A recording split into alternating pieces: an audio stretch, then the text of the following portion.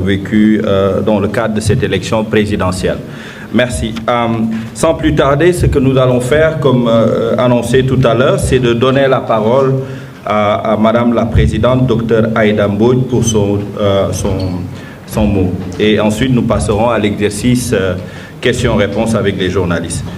Je rappelle simplement que nous donnerons la parole également à Madame la Première ministre et au ministre Guirassy tout de suite après l'exercice. Merci beaucoup.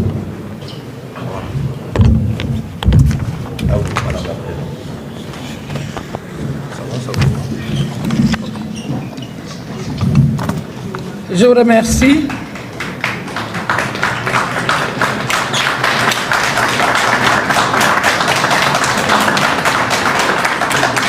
Monsieur le ministre de l'Éducation nationale, directeur de campagne de la coalition Diomaye Président, membre de la coalition, animateur, le grand monsieur qui nous vaut tous ces résultats.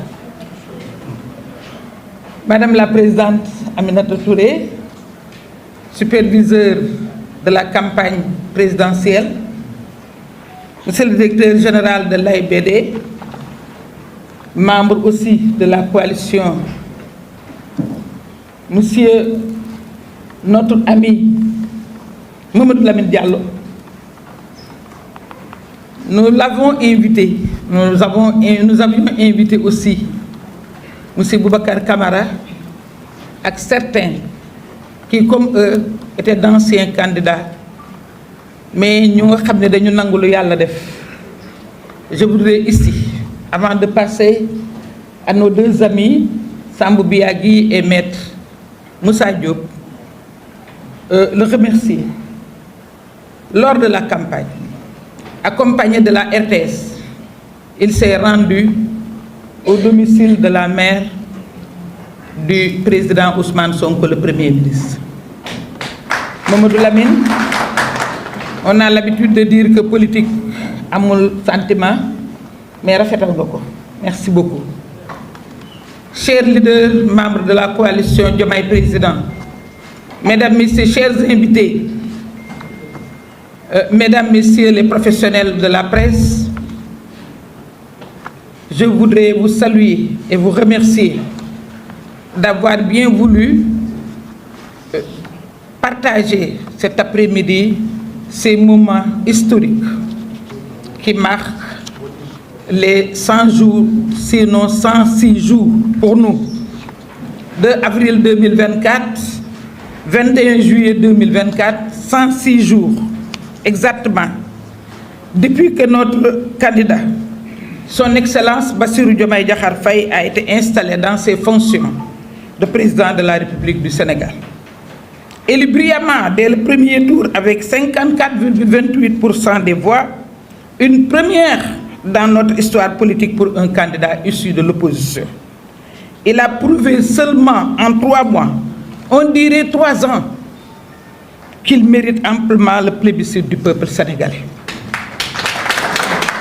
Naturellement, nous en sommes très fiers en tant que membres de cette grande coalition qui avons porté triomphalement sa candidature et convaincu les Sénégalais de la justesse du choix ainsi que de sa pertinence.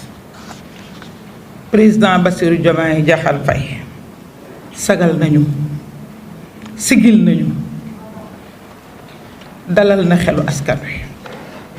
Et pourtant, ce n'était pas évident.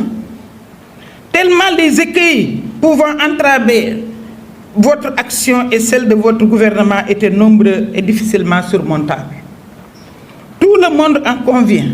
Son Excellence Bassirou Diomaye Faye a hérité de son prédécesseur un pays surendetté avec plus de 15 000 milliards de dettes, soit près de 80% du PIB, dépassant largement le seuil autorisé par les critères de convergence de la CEDEAO. Notre champion s'est aussi vite heurté à l'impatience de nos compatriotes, nos vaillants compatriotes, résilients mais très fatigués, et dont il fallait abréger les souffrances, notamment le coût de la vie devenu intenable. Son djubbanti en bandoulière, il a dû aussi faire face à la résistance de toutes sortes de lobbies et groupes de pression qui se nourrissaient du système. À cela s'ajoute une situation géopolitique particulièrement difficile, avec d'une part au plan régional, la crise dans l'espace CEDEAO marquée par le retrait des pays de l'Alliance des États du Sahel, et d'autre part, au plan international, avec les bouleversements liés à la guerre Russie-Ukraine et à la crise au Moyen-Orient, au Proche-Orient. Toutes ces difficultés, et la liste n'est pas exhaustive, permettent de mesurer à leur juste valeur les actions menées avec brio par le président Bassirou Diomaye Faye et son gouvernement avec à sa tête le Premier ministre Ousmane Sonko. Je ne reviendrai pas sur les éléments de bilan relevés dans le film que nous venons de visionner, Weddi Gis Bokk Ci. Je vais juste mentionner les dossiers d'extrême urgence qui ont tous été pris en charge et de manière efficace, outre la baisse du prix des denrées de première nécessité et les mesures prises pour la campagne agricole 2024, les préparatifs de l'hivernage, la Tabaski, le pèlerinage à la Mecque et l'organisation des examens et concours. Félicitations, monsieur le ministre. Lolu sunu cër la parce que vous gérez avec brio le département de l'éducation.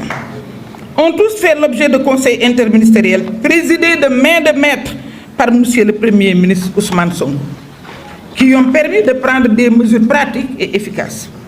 Tous ces dossiers brûlants ont été correctement pris en charge et sans difficulté majeure par le tandem Diomaye Sonko que nous avons la chance d'avoir à la tête du pays. En plus de ces actions concrètes efficaces, indéniables, nous pouvons aussi être fiers, chers membres de la coalition Diomaye Président, de notre bilan immatériel en 3 mois à peine.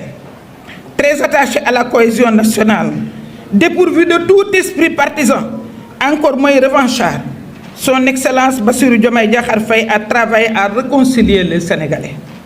Avec sa posture empreinte de politesse et d'humilité, son calme olympien et en parfaite maîtrise de ses dossiers, il assure et rassure.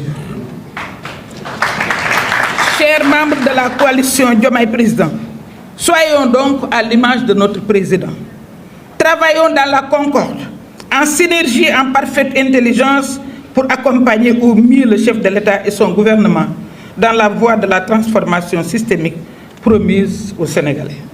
Nous avons travaillé jusque-là, sans tambour ni trompette. Al-Fousseini a beaucoup magnifié son outil, mais dans les outils, il y a les TDR qui nous a permis de mettre en place des groupes de travail.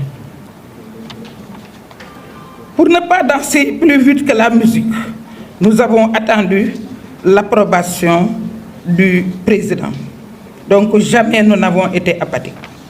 Plusieurs groupes de travail se sont penchés sur l'avenir de notre coalition, de son appellation, parce que le président nous avait demandé le 6 avril de trouver une autre dénomination. Vous trouvez là son humilité.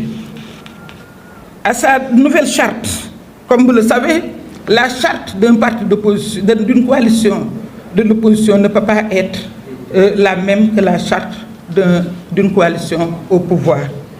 En passant par sa structuration et son mode de fonctionnement, tout a été passé en revue par les différents groupes, dont le travail est soumis à l'appréciation et à l'approbation de Monsieur le Président de la République avant d'être rendu public prochainement. Vive la coalition Diomaye Président, vive le Président de la République, vive le Sénégal. maa ngi nuyu kilifa yi nga xam ne ñoo fi ñëw tey te nga xam ni teguñu sax seen bopp kilifa ñun dañ ni woon rek léegi bu ñu ñëwee ñun ñëpp nañ toog seetaan film yi bu ñu paree waxtaane ko waaye de bala ñuy dem ci lan nga xam ne mooy jikkoo Bassirou Diomaye Diakhar Faye ak bis bu nekk ci jikkoom sénégalais yi di ko découvrir ñu bég lool ñun ñi nga xam ne ñoo nekk ci coalition Diomaye bég lool di ci féliciter le peuple sénégalais ñoom ñi nga xam ne ñoom moom victoire bi ñoom ñoo bëggoon a am victoire ñoo bëggoon a am seen président bu ñu tànnal seen bopp te bi ñu tànnee juumul ci ñetti weer ñu teg wane fi loo xam ne danga naan lii ndax ñetti at la wala ndax lii mandat bi la déedéet mandat bi demagul fenn tey la am téeméeri fan ak juróom-benn bi nga xam ne ñun ñu ngi koy fête ñun coalition Diomaye président naaguwuñu nag waaye nag comme que dañu nekk ci réew wax te ku noppi bokkoo ñu wax nag ndax xaaruñu kenn waxal ñu ko donte ni waroon nañ ñu koo waxal boo demee sax ci ñi nga xam ne ànduñoo ak moom sax am na ci ñoo xam ni ñu ngi moytoo wax ñu ngi moytoo ŋàññ parce que ñooñu ay républicain lañu parce que ñooñu xam nañ luy état parce que ñooñu xam nañ lu ñuy liggéeyee ci état ñu sant yàlla bu baax nag bi nga xamee ni peuple Sénégal ñoo ko jox lu ñu mësul a jox kenn maanaam jóge ci opposition gagné premier tour daan bu leer naññ bu amul laam-laamee jël bi kenn dootul miim loolu la def waaye yemul rek ci daan yemul rek ci ba mu toogee ba léegi ànd ak fulla ak fayda ak gouvernement ak premier ministre am ñuy liggéeyal Sénégal dafa fekk nag bi mu fi laataan ñëw te mënuñu koo bañ a wax de fekk na fi dëkk boo xam ni dañoo nekk ci ay bor yu méttee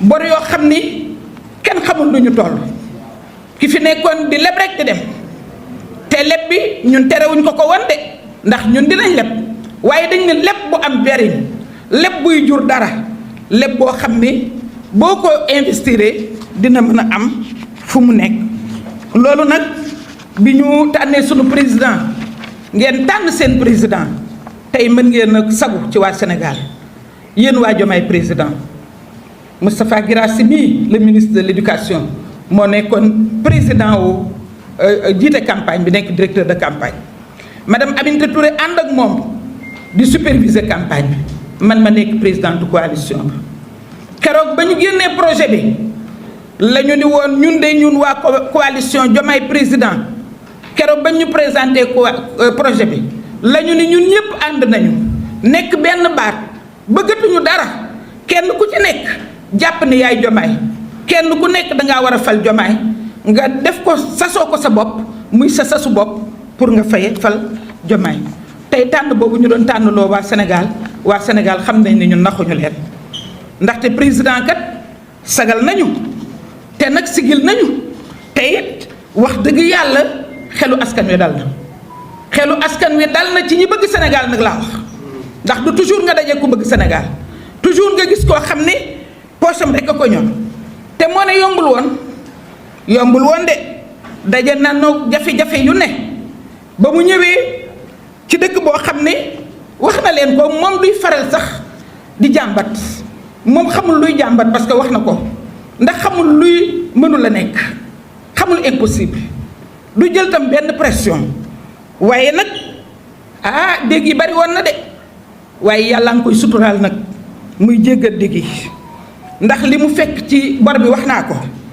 wëlbatiku mu dem ci ay nawleem yi nga xam ne ñoom la bokkal sous région bi mu metti lool nga cay moroomam te bi ñu fekk see Sénégal xam nañ ni ñooñu de xam nañ lan mooy CEDEAO des peuples ñu ngi koy door a xam waa Sénégal taxaw leen tàccu leen ñoom it ñu seetlu ko xam ne ñii kat génnoon nañu waaye sopp nañ Diomaye te Diomaye taxul woon ñu génn ñu jiital ko yal na ko ci yàlla defal ndam ñun nag dañu am ay champion sunu champion muy Bassirou Diomaye Diakhar Faye ak Ousmane Sonko bi ñu ñëwee déglu nañ réew mi bi ñu dégloo réew mi gis nañ réew mi yàkkamti nañ lenn lu tuuti li nga xam ne moom lañ dese woon ci muñ mënatuñoo muñ ndax fekk na réew mu xiif fekk na réew muy xool xaalisam ñu di ko gaspiller te joxuñu ko ko ñu yàkkamti lool ku leen dimbale ñu dégg ko biñ ko déggee la ñu bar daal di taxaw ci luy wàññi mettitu réew mi mettitu nit ñi te loolu li koy waral moo di li ñu am ñu sakkanal ko li koy waral mooy bañ a yàq li koy waral mooy lu naqari woon nit ñi ñu jubal ko loolu moo tax mu génnee jubal jubbanti yore ko nag ci fépp fu mu dem yóbbu ko fa looloo tax jubal jubbanti tere na toog muy dox ku doon toog muy dox amoo lu la neex ndax dañuy jubal jubbanti ku doon trafiqué amoo lu la neex ndax dañoo nekk ci jubal jubbanti ku doon dund ci rankooñu askan wi ñu naan rankooñu baadoola muy cimetière mu buur jeex na gasi baana jubal jubbanti looloo tax mu gën a dalal xelu nit ñi. loolu teewul Sénégal xam ngeen ne du benn îlot boo xam ne dafa beru situation géopolitique bi wax naa ko léegi neexul waaye am nañ ci yaakaar na ko waa Sénégal yépp ñaanal fekk itam situation bi loo xam ne suñu yoon newu ci muy guerre Russie door a jóge ci Covid door a jóge ci li nga xam ne moo xew Proche-Orient waaye li ñu waxoon rek ni Sénégal ak Afrique sax dañoo war a góorgóorlu ndax dañuy subir loo xam ni seen yoon nekku ci loolu moo tax approche souverainiste bi nga xam ni ñoom moom lañ am bëgg ko jubal ci mbay mi ba nga xam ne dinañ toog ba dootuñu xalaatati kenn dootuñu wuti fenn dara dootuñu jëgaande dara ñun dañ leen ciy encouragé moom ak premier ministre am te ñun coalition bi luñ ci mën dinañ ko ci jàpp. kon difficulté yi bëri na lool waaye teewul mu surmonté ko ba tey lii ñu wone ci film bi ak li ñu leen di wax nga xam ne mooy bilan immatériel bi te mënuñu koo jeexal ñu wax leen ko moom de Sénégal seen xel dal na ci ñaar ñi ànd muy président Ousmane Sonko premier ministre ak rakkam di le président de la République di Bassirou Diomaye Diakhar Faye dossier yi nga xam ne moo gënoon a jafe te diggante bi ñu ñëwee dossier yi ni temm taxaw ci kanamam muy wàññi njëgu dund bi muy ndax dañ ne woon kat kenn mënu koo wàññi waaye moom nee na xamul luy impossible muy campagne agricole bi presque jour ba mu bañ ko falee sax taw na benn weer moo doxoon digganteem ak moom waaye yàlla ñu ciy suturaal tey boo demee ci àll bi ñoom ñoo lay wax ni ñu béggee ci ni ñu jote semence yi ñoo lay wax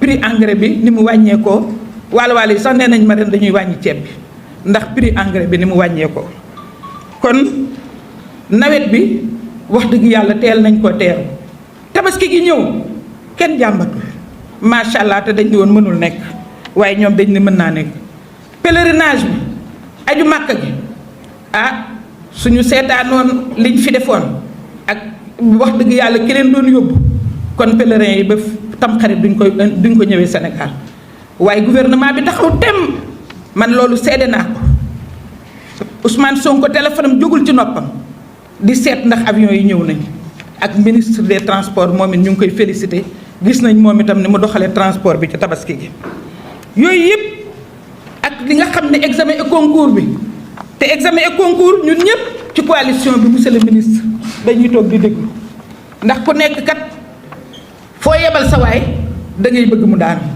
te xam nañ ne di nga daanu parce que ni nga ko teel a jëlee rek dal na suñu xel yaa ngi concerté wu yaa ngi waxtaan tey gis nga jàngalekat nag ful la ñoo ko fi ëppale ci Sénégal ku wax ak ñoom d'ailleurs léegi la mais bu njëkk partenaires sociaux yi li ñu leen tudde woon mooy syndicat yi ak ñëpp ñi nga xam ne da ngeen di waxtaan ak ñoom te bu ngeen waxtaanee rek di ngeen jubóo bi fi nguuru Macky Sall ñëwee rek la ñu xam ay amical ak yooyu mais syndicalisme ci éducation la nekkoon bu njëkk bi nga xamee ne même parti unique la les syndicats d'enseignants ñoo daan porter les préoccupations des populations dañ daan def plateforme partager kook les marabouts partager kook ñëpp ba nga xam ne ku ci mel ni yaarax mu Gaynde Fatma bu waa SUDES mësaana def grève ñu dóor leen blâme wala ñu dagg seen salaire moo leen di fay te loolu ba lu yàggul rek bi nga xamee ni ñoom Maguette Thiam ñoo yore syndicat bi diggante 71 ak 76 ba ñuy dissoudre SUDES moom moo doon fay salaire ñooñu ñoo doon ñi nga séqal tuuti lañ la ciy wax parce que na wax dëgg yàlla def nañ éducation syndicale kon boobu chance la waa Sénégal am ci ñooñu nga xam ne ñoom lañ jox réew mi ñun nag ñu di ko sagoo di roy ci moom ndax président boo xam ne li problème am rek mooy na réew mi ànd biir campagne bi yëpp loo wax rek mu ne nañ ñaan jàmm am ba léegi jàmm jooju lay woote yàlla bañ na ko ba yàlla defal ko sutura keroog bi nga xamee ne dañ koy fal muy taw loolu signe la jàmm jooju yàlla na continue parce que loolu la bëgg fayantuwul wax na ko moom du fayantoo mu ngi dimbal mu ngi fexee ba sénégalais yépp juboo sénégalais yépp ànd te mu am taxawaay boo xam ne nag bu ñëpp naw la ñun de kër diine gu mu dem ñu ne ñu yar bi ak teggin gi ak wàcce boppam mu ngay jéem a seet ban man nu muy manifesté woo ci kilifa yi ba wan leen ni leen doom bu seet si waajuram la deful boppam président boo xam ne day def visite kon loolu teewul mu maîtriser ay dossiers teewul mu xam li muy def waxoon naa ko keroog bi ñuy clôturer campagne bi Mbour nee naa leen énarque la te daawul daw jàng xam na ko mën na ko te ñoom ñu ngi koy def te boo gisee seen duo boobu moom premier ministre nga xam ni ñii dem nañ à bonne école xam nañ ko mën nañ ko te ñu ngi koy def ñun nag ci sunu wàllu bopp ñun waa coalition Diomaye président bu doon sunu sago ñu mel ni moom jafe na de ci présidente bi lay commencé sax jafe na mu mel ni Diomaye waaye nañ jéem rek mel ni Diomaye liggéey ci àndandoo am benn objectif bu ko defee yoon bi nga xam ne ñoom moom lañ bëgg a dem mooy transformation bi ñu bëgg transformer ko système bi yàlla mën na ñoo suturaal ba ñu def ko ñu ngi doon liggéey nag leeral nag du tontu yaakaar naa ne bu ñu xoolee plateforme bi gis terme de référence yi gis groupe de travail yi nga xamee ni liggéey nañu ñu xam ni liggéey nañu waaye nag kenn du jiitu sa kilifa liggéey bi dafa am ku ñu ko santoon muy le président de la république le 6 avril dajale ñu ca Méridien président moom la ñuy jox liggéey bi liggéey nañ ko ba pare groupe de travail yépp ànd nañ ci te bu soobee yàlla liggéey nañu ci profilage ñi nga xam ne ñooy responsable bi parce que daf ñu ko laajoon liggéey nañ ci charte bu bees bi liggéey nañ ci structuration bi liggéey nañ ci mode de fonctionnement bi te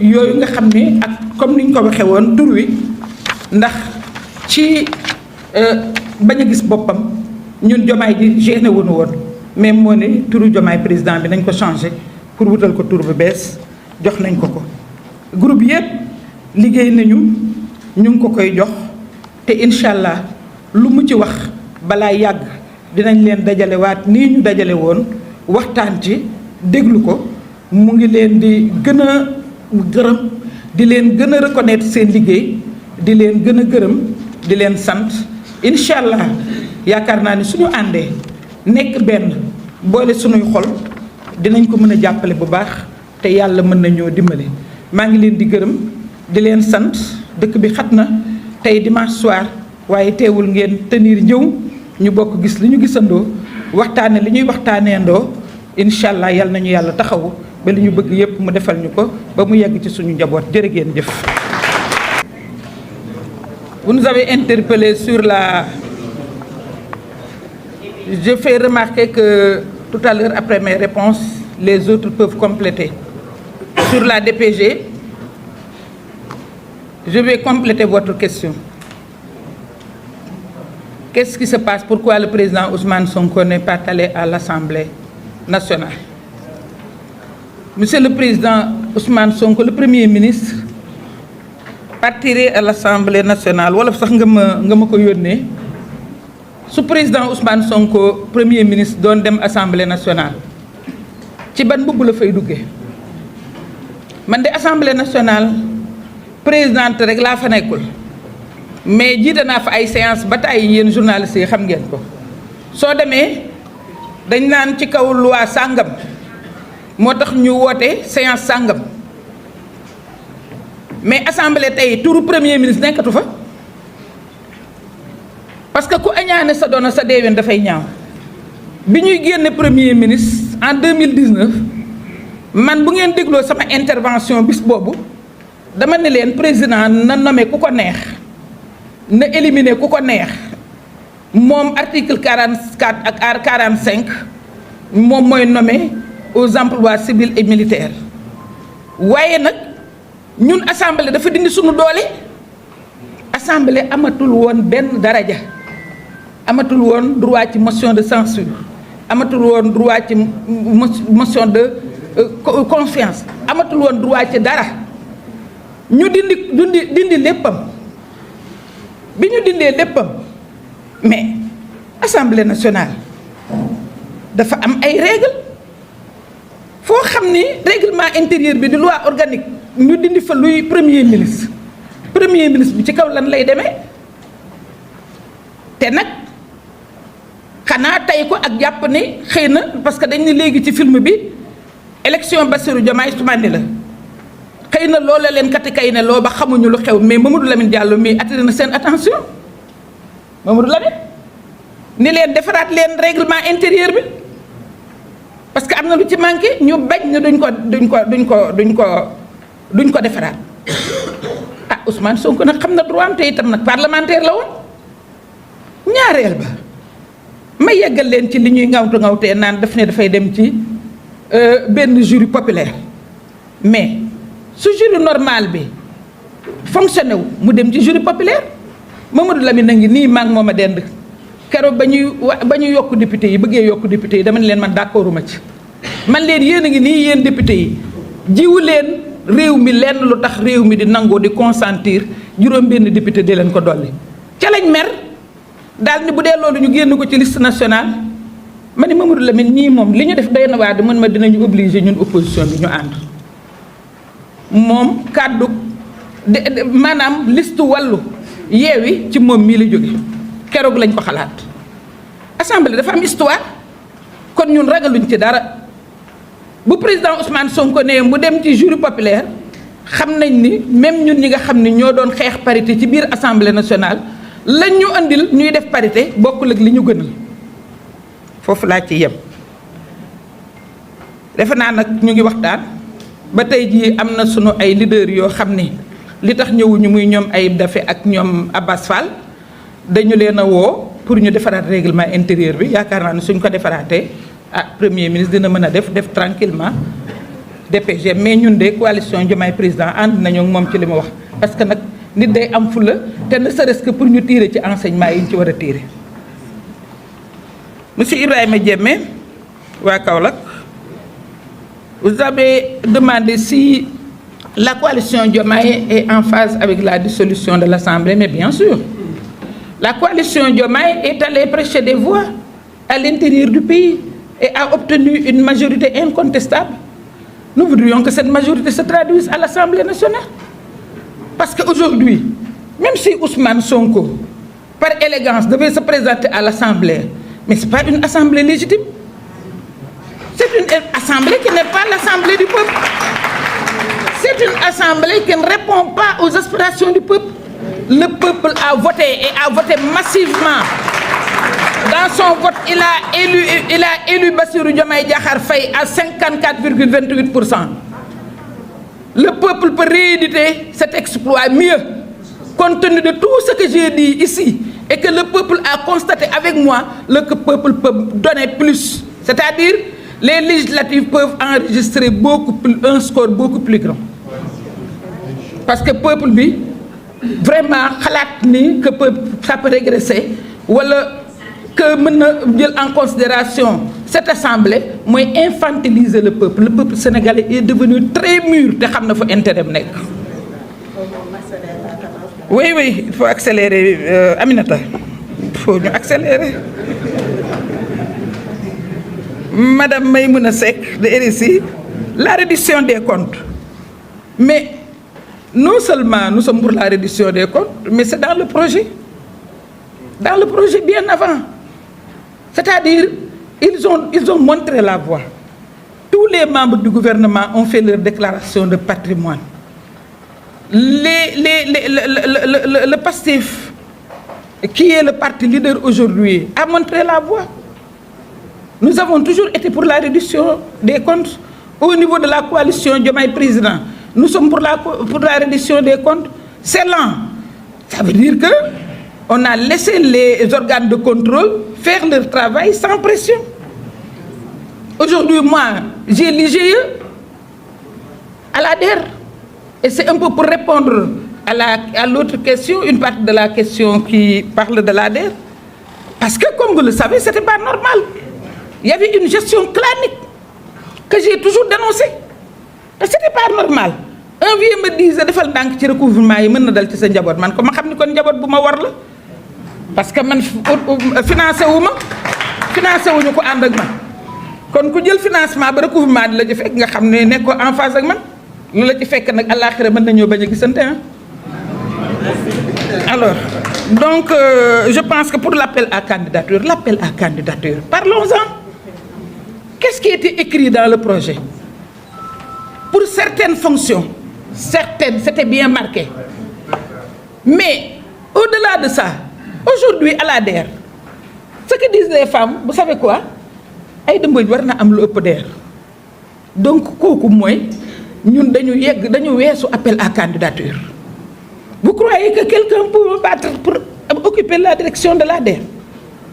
Donc vous êtes d'accord, c'est-à-dire en contestant le fait qu'on n'ait pas appliqué l'appel à candidature, vous êtes d'accord qu'on a mis depuis le début, depuis la mise en place du gouvernement, on a mis les hommes qu'il faut à la place qu'il faut. Ça au moins, les ennemis les plus radicaux sont d'accord sur le fait que ce gouvernement-là sait choisir, ce gouvernement-là sait faire la part des choses. Et ce qui est plus rassurant, c'est que quand il y a eu l'entrée des militaires, le ministre de l'Intérieur, le ministre des Forces armées, mais on sait que ce gouvernement-là est sur le plan de gérer très vite les préoccupations des Sénégalais. Et c'est ça qui importe, prendre en charge les préoccupations des populations et arriver à résoudre les problèmes. C'est ça notre problème. Mais je pense qu'il n'y a pas de problème. Et vous voyez, dans beaucoup de directions, les plus gradés et les meilleurs sont à la tête de ces directions. Aïssatou Traoré, nga wax ci vacances agricoles. Vacances agricoles dañ koy door a officialiser. waaye lii di vacances agricoles, lii di don de sang, lii di mobilisation de citoyenneté setal loolu moom mooy credo Pastef. wax dëgg yàlla ñun ñëpp suñuy parti ngi fi woon mais Pastef moo doon def loolu.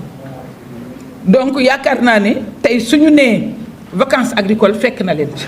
leneen li ci des moo di te ma mën koo wax lool moo di tey dañu am possibilité surtout avec ce gouvernement là man d'ailleurs defoon naa war naa fexe ba bu ma defee sama bilan comme ni ma ko waxee bërki démb message bi ma doon wax ma ni leen su ma toogee d'ailleurs ñu continuer immigration clandestine di am loolu mooy échoué naa te bu kenn ku nekk defee loolu mu sotti or kenn ku nekk dina ko def parce que ministre de la jeunesse dina fanoo loolu ministre de l'économie solidaire dina fanoo loolu. Donc ce gouvernement là au-delà du fait que c'est un gouvernement de jeunes mais ñoom ñoo gën a préoccupé wu ci jeunes yi te nag jeunes yi bu leen yaakaar ni dañoo kii rek dañoo xonq waaye duñu xale de jeunes yi xam nañ fu seen intérêt nekk. li tax ñu xool fi ñëpp ñaata fiche la woon ci élection yi 20 kii bàyyi ñoom Mamadou Lamine Diallo bàyyi ñoom ñëpp ñëw ci jeunes yi parce que bëgguñu borom ba xada mii ñëw fal jeunes yi xam nañ ni jeune mooy comprendre jeune te loolu laa leen wax bi ma ñëwee di maire à l'ADER jël Sadio Mané muy jeune ba pare ba gën a nekk entrepreneur ma jox leen ko comme modèle ngeen xam ni comprendre naa leen donc jeunes yi plaindre ñu wuñ moom kay bu ngeen yeboo woon xam ni jeunes yi moom bu neexee yàlla lu leen di taxawu wax dëgg yàlla ñu ngi ci. Lalla Rassoul, vous avez parlé de casier judiciaire. Je pense que le ministère de la Justice avait démenti en son temps. Je pense que la recherche de vues nous crée énormément de problèmes. L'emploi des jeunes, je l'ai dit, c'est une de nos préoccupations et on s'est donné les moyens, effectivement, de les régler. Moi, l'autre jour, avec les marchands ambulants, le président m'a appelé à 14 heures. À 15 heures, au moment où je me rendais chez lui pour le prendre, pour qu'on aille à Colobane, j'avais presque la solution. J'avais presque la solution en termes de financement, en termes de lieu de recasement. Maintenant, ils ont leur habitude, ils ont leur manière de faire, il faut les suivre. Et avant mon arrivée, la DER avait investi au niveau des 4 associations de marchands ambulants 245 millions avec des tracteurs pour que, effectivement, pour un retour à la terre. Mais on ne peut pas les y obliger. Il faut les suivre dans ce qu'ils veulent. Les perspectives à la DER, c'est poursuivre nos objectifs d'inclusion sociale pour les jeunes et d'autonomisation économique pour les femmes. Nous venons de boucler le pavé qui a été signalé dans le film, qui offre beaucoup de possibilités. Avant-hier, quand on a fait le bilan au niveau de la pêche, c'était 16 milliards avec 23 000 groupements, un accompagnement financier et non financier. On a, vous m'avez vu ces temps-ci, développer le partenariat. Je cherche des partenaires partout parce que je tiens à ce triptyque: formalisation, formation et financement. Je suis en coopération avec l'USAID pour la formation. On fait travailler l'ADPME, on fait travailler 3 FPT parce que nous sommes, c'est nous dans nous. J'ai choisi la BND parce que c'est la Banque nationale et tout est transparent. Vous serez informés au jour le jour de ce qui se passe à l'ADER. Parce que même les bailleurs, les partenaires au développement s'en plaignent. Ils veulent davantage de transparence, davantage de visibilité, davantage de communication. Ça ne fera pas défaut. On va communiquer, on va rendre transparent pour que nul n'en ignore. Je vous remercie. Voilà. Merci Madame la Présidente pour ces précisions par rapport aux différentes questions posées par nos consoeurs et nos confrères. Alors, on fait un dernier tour de 5 questions.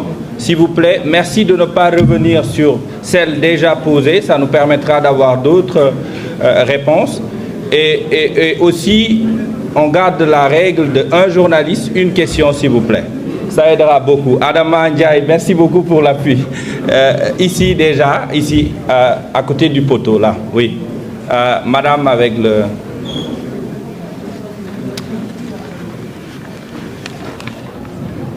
Très rapidement, s'il vous plaît. Comme ça, ça nous aidera à rester dans le temps. Salam alaikum. Oui, maaleykum salam. C'est pour mon local, journaliste à la NTV. Alors, la coalition Diomaye Président en 2024, lors de la campagne, avait bien promis, avait indiqué de supprimer le Haut Conseil des collectivités territoriales et certaines alliances jugées budgétivores. Alors, qu'en est-il? Pourquoi les nouvelles autorités tendent toujours à la suppression de certaines directions? Merci. Ok, merci. C'est précis. Rapidement, ici à votre gauche, Adama, ou à monsieur, rapidement, et on viendra ici, oui. Salam alaikum wa rahmatullahi wa barakatuh.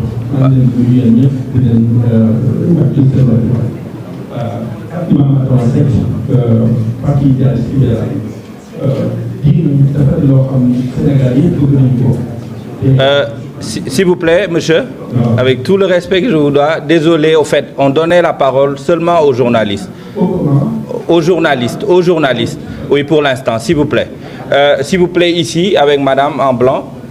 Ici, en blanc, s'il vous plaît. Et on aura l'occasion de donner au leader. Merci. Madame, posez la question. Oui.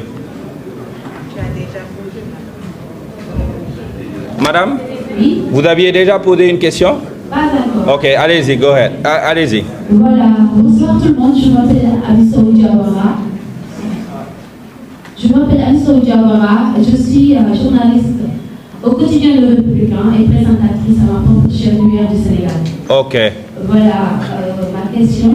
Oui. Annick, en ce moment, tout le monde parle de la nouvelle opposition Oui. qui est en train de ternir ou encore, je peux dire,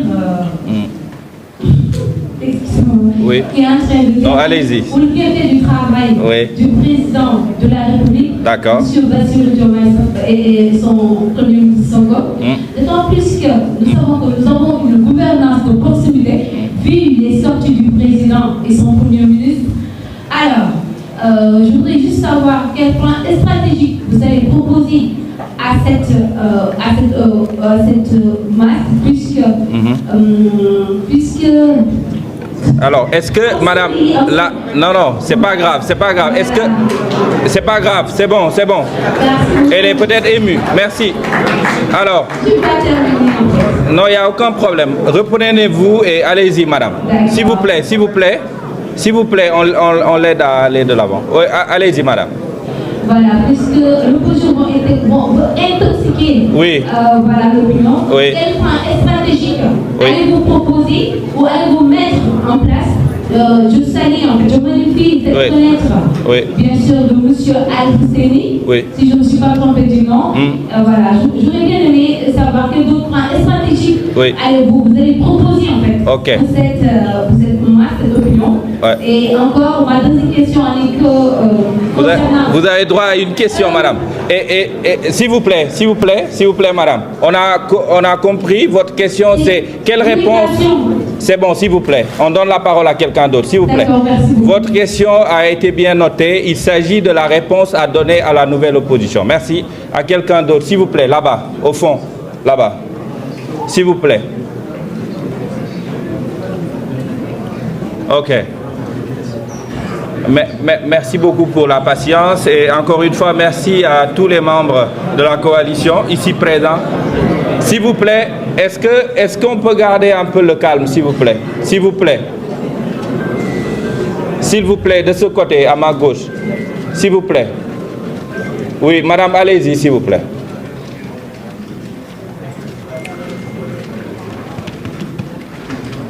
Ah, c'était là la main.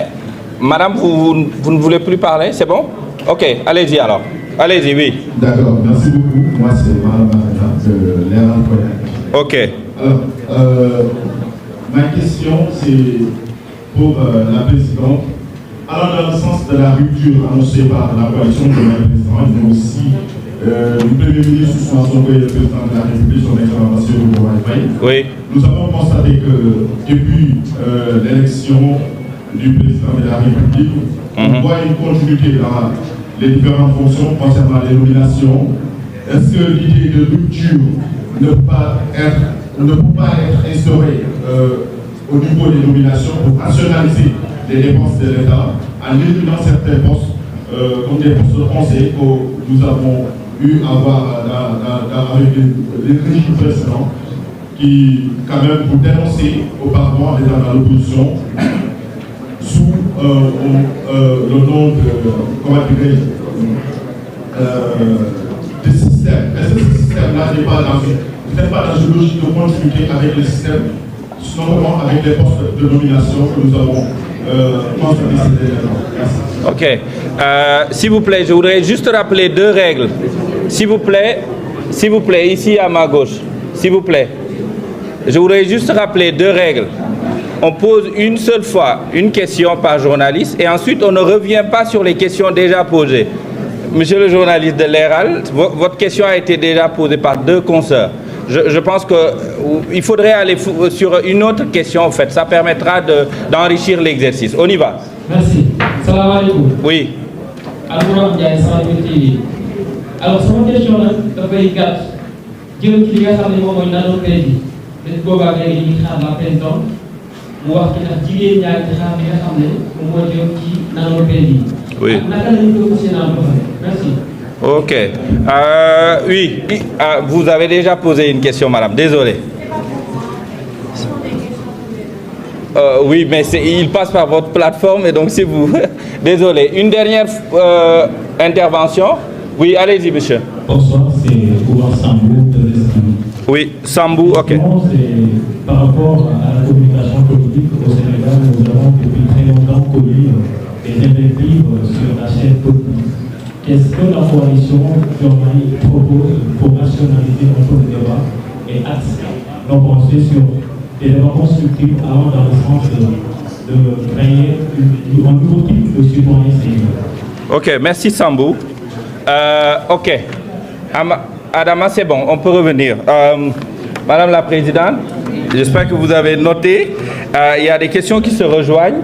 Et c'est principalement sur la suppression de certaines structures, c'est entre autres sur le nanocrédit, mais également un débat qui soit constructif globalement. Donc c'est des commentaires beaucoup plus.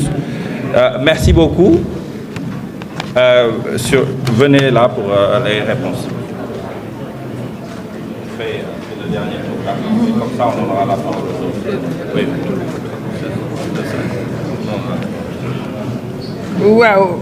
La suppression du HCCT et de façon globale des institutions budgétivores, je pense que le président de la République en avait parlé la dernière fois. Il s'agit de structures instituées par une loi.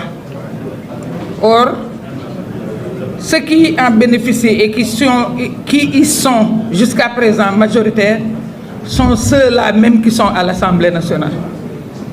Donc, on ne se fait pas d'illusions. C'est sûr qu'ils ne voteront pas la dissolution et nous aussi, nous ne tenterons pas. Comme les Mawakhrek. Les gens nous attendent sur cette dissolution, or nous n'avons pas encore les moyens de dissoudre. Donc, la prochaine fois, essayez de nous donner la majorité pour qu'on puisse effectivement rationaliser et dissoudre les institutions budgétivores.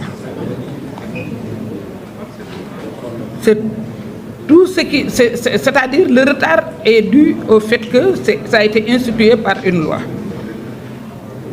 Ami Sow Diawara, la nouvelle opposition, vous l'avez dit, veut intoxiquer. Vous avez trouvé le mot? Elle essaie d'intoxiquer, elle ne pourra pas. Parce que le peuple sénégalais est assez mûr. Et nous n'avons même pas besoin de développer une quelconque stratégie. Nous avons nos actions. C'est-à-dire, en 3 mois, ce qu'on a décrit ici en 3 mois. Mais qui peut dire mieux? C'est-à-dire, c'est de bonne guerre, évidemment, ils sont dans leur rôle. Tout ce qu'on leur demande, c'est de ne pas faire dans la médisance, la calomnie et le mensonge. C'est tout ce qu'on leur demande. C'est-à-dire, si se limite à décrier ou bien à gesticuler ou à s'activer, il n'y a pas de problème. Mais heureusement, vous avez lâché le mot, ils essaient d'intoxiquer. Ils ne pourront pas. Le peuple sénégalais est assez mûr. Parce que ce qui est intéressant, justement, ce qui est intéressant dans ces 100 jours, on l'avait dit au maître de cérémonie d'en parler.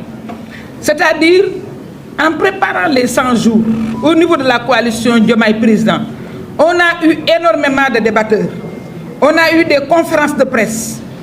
C'est-à-dire, tout le monde s'y est mis pour effectivement faire ressortir ce que le président a réalisé en termes d'action, en termes d'intention, en termes de voie d'orientation.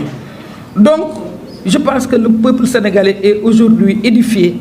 Et évidemment, dans tout cela, nous avons pu découvrir certains.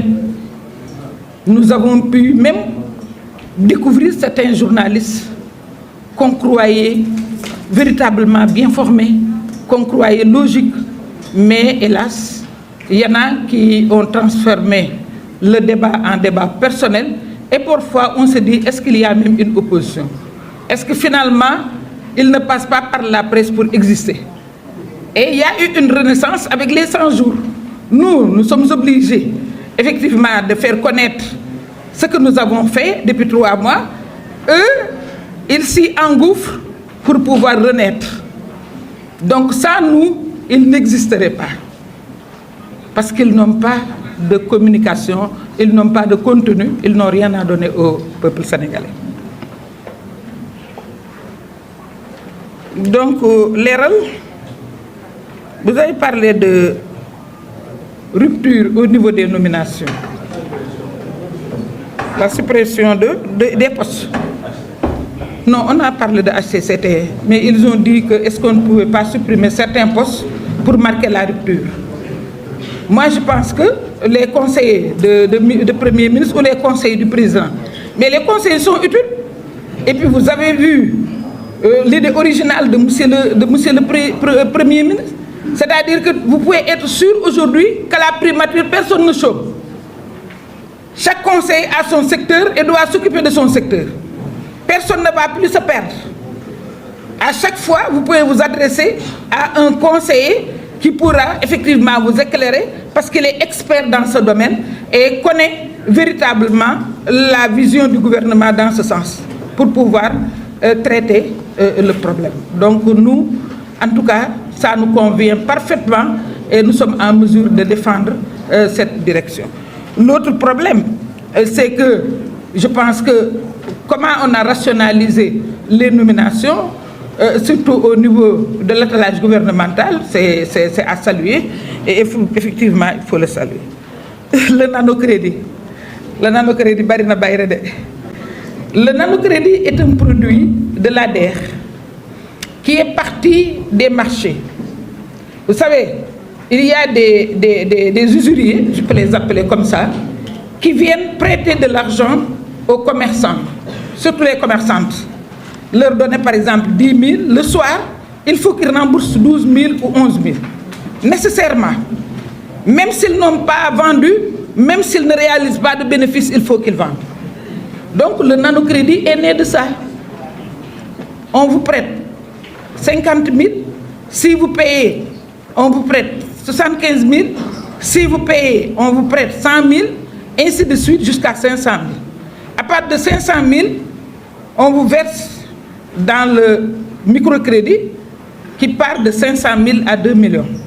Et ça, on travaille toujours avec les monnaies crédits telles que VEF et autres, au lieu d'envoyer les femmes auprès des banques.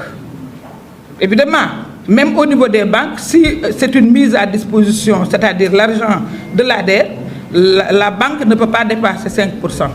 Maintenant, si c'est un cofinancement, comme les grosses sommes, comme on a fait avant-hier, pour acheter les pirogues en fibre de verre, ça, c'est des cofinancements. Là, la banque peut mettre effectivement ses intérêts, son taux d'intérêt, et le taux d'intérêt est encadré parce que c'est 8%.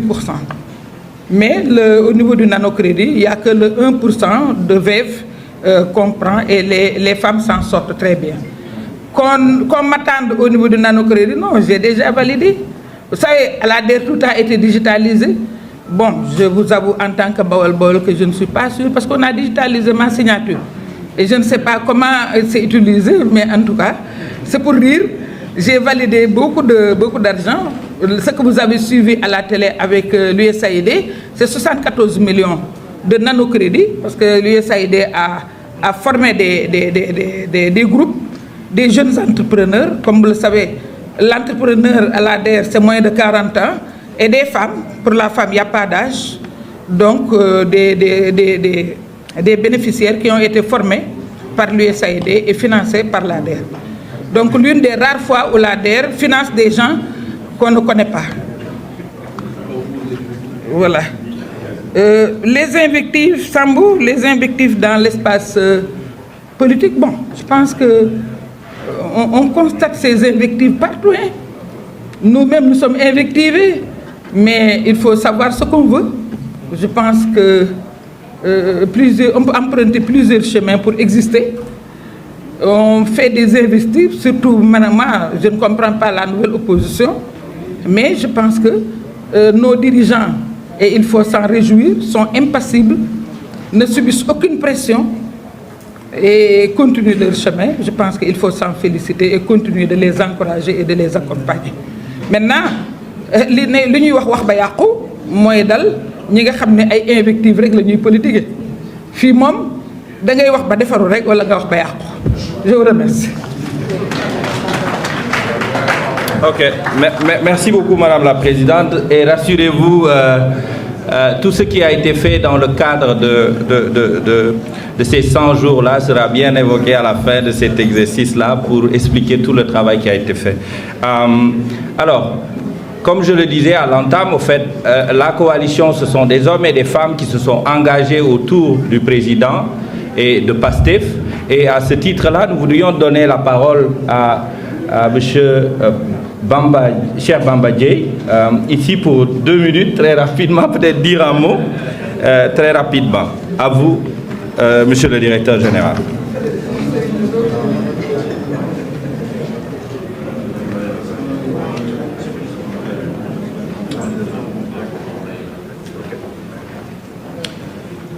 asalaamaaleykum mbokk yi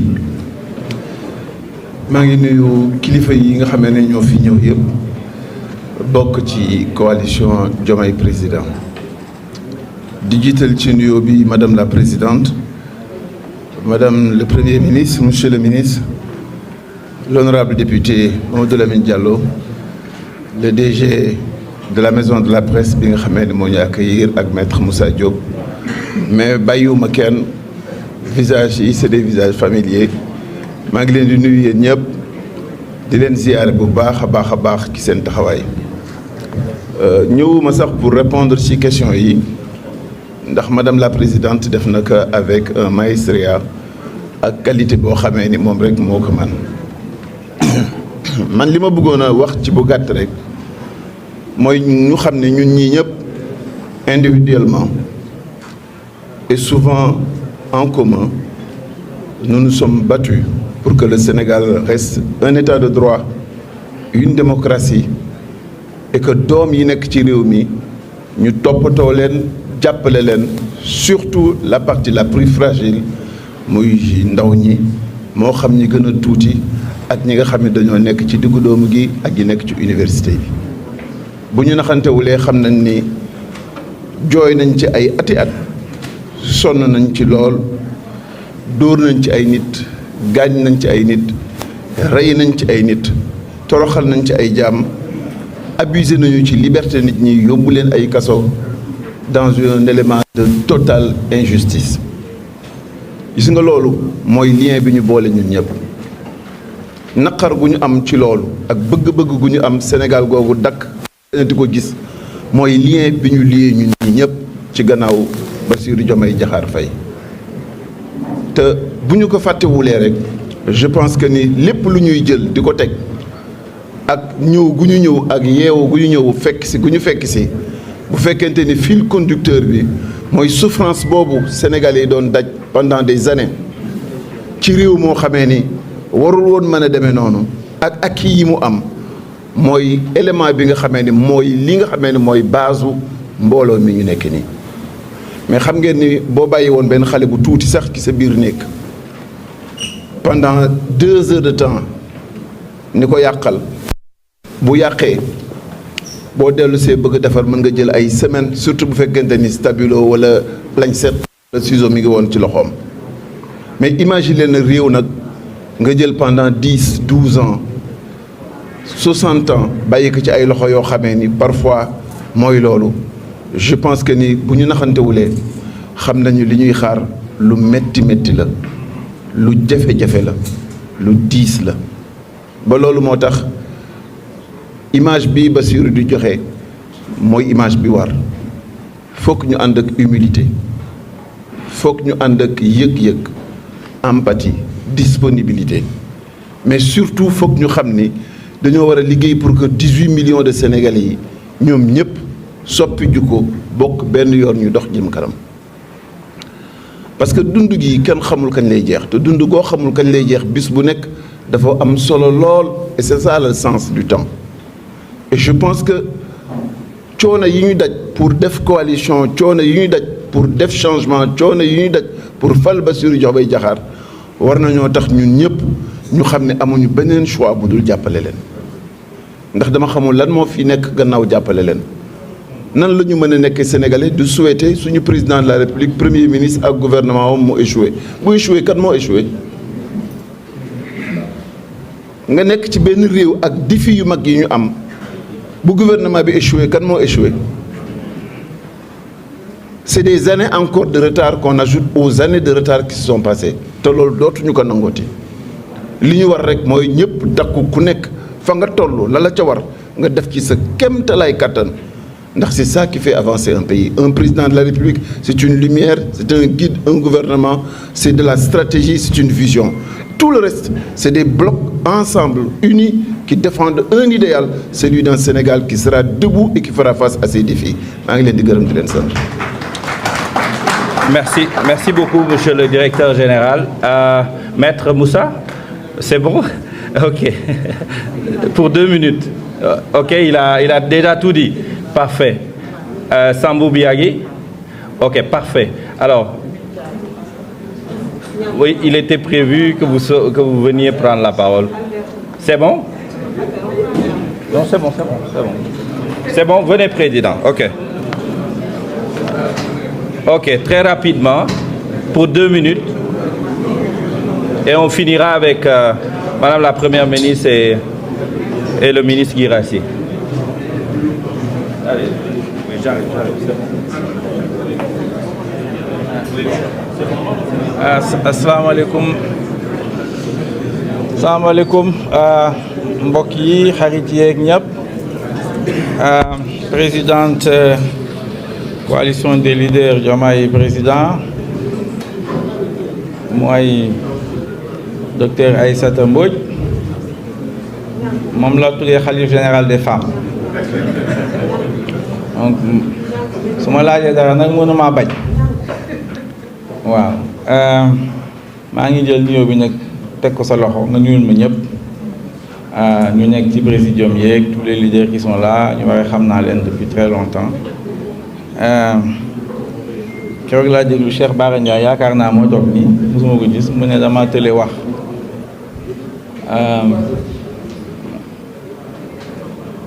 xaw ma lu tax mu wax loolu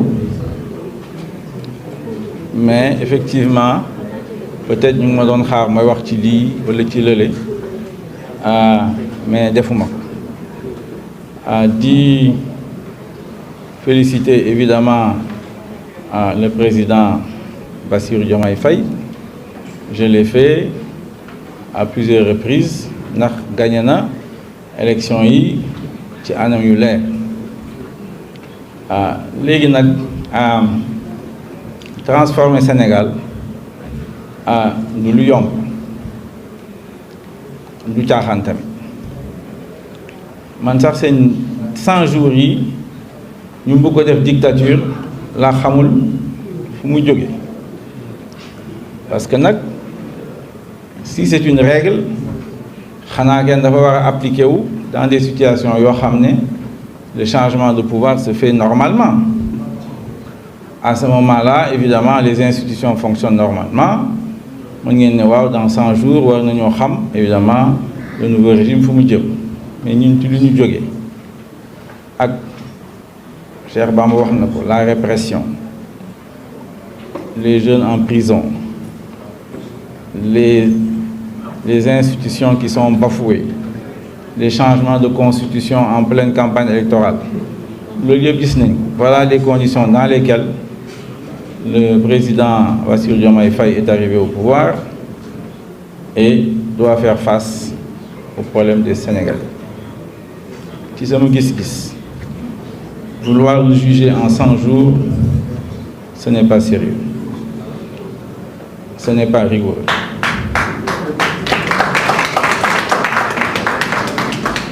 Parce que man jàpp naa ne même quand on va en guerre, vous arrivez sur un terrain qui est miné. Même loo yore sa stratégie bi fooy tàmbalee mooy nga xool fu mi ñi nekk nga mën leen génne loolu nag dafa laaj liggéey. Yàggoon naa di ko wax situation finance publique bi di ci artu depuis très longtemps endettement yeeg arrière intérieur yooyu yëpp soo yéegee ba toog ngay mën a xam en réalité l'ampleur ngay mën a xam également yan secteur ñoo concerné ak naka na ñoo concerné avec les garanties de l'État qu'on ne connaît pas, avec les offres spontanées de l'État qu'on ne connaît pas. Yooyu yëpp soo nekkee au pouvoir ngay mën a am la réalité en tout cas telle que elle est présentée par les fonctionnaires du ministère des Finances. Donc ci biir loolu nag nga war a ne yow da nga war a juger pour transformer système bi jàpp naa ne ce n'est pas sérieux ni rigoureux. Cela dit, moi je trouve qu'ils sont dans la bonne direction.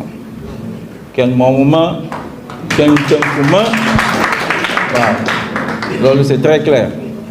Donc je trouve qu'ils sont dans la bonne direction. Quand je vois que sur la pêche la ministre elle a fait preuve de courage parce que je connais le secteur xam naa la fa nekk am fit taxaw na ngeen ko ñaanal ne publier sax liste bateau yi jàpp naa ne du lu yomb war ci jublu nag war ko rationaliser du lu yomb kon nag nit ki su nekkee ànd nag engagement ànd nag ak pas-pas dañ ko war a jàppale ñaanal ko mu réussir. fu may terminer mooy ñaari yëf mooy ci affaire la baisse des prix. Man, je ne me suis jamais engagé à baisser les prix. Parce que c'est extrêmement compliqué. Parce que les denrées là, nous les importons. Nous ne sommes pas nous. Les prix nous sont imposés de l'extérieur. On a des bateaux qui sont transformés. Donc, Tibir Lolo, depuis 2012, ce que le régime précédent a fait sur la TVA, etc., les marges de manœuvre sont extrêmement faibles. Donc, petit gouvernement Djoublo, Marlène Don Hall, de vérifier de façon mais ils ont réussi à faire des choses, il faut les saluer, les encourager et les féliciter pour ça. ñaareel bi mooy la sous-région. La sous-région, ce n'est pas facile. Docteur Aïda Mbodj demoon naa fi en 2015 yaakaar naa des journées économiques de Lyon en France. J'étais invité là-bas par les économistes européens et américains ñuy waxtaan ci Afrique ñu waxoon ma ne ñoom ci seen gis-gis que le Sahel ce sera une zone de chaos. Une zone de chaos aux environs de 2030, 2035, 2050. Vous n'aurez que 2 zones de prospérité. 2, peut-être 3. La zone qui est autour de Lagos. La zone, ce qu'ils appellent la bifurcation Accra-Abidjan. 3e petit point d'interrogation, moi, Dakar. Lolo, les savants européens et américains waxoon bés boobu ñu dawal quelques années gis ngeen lu xew Mali lu xew Niger lu xew Burkina. Donc xaw ma ndax c'est planifié ou ce sont les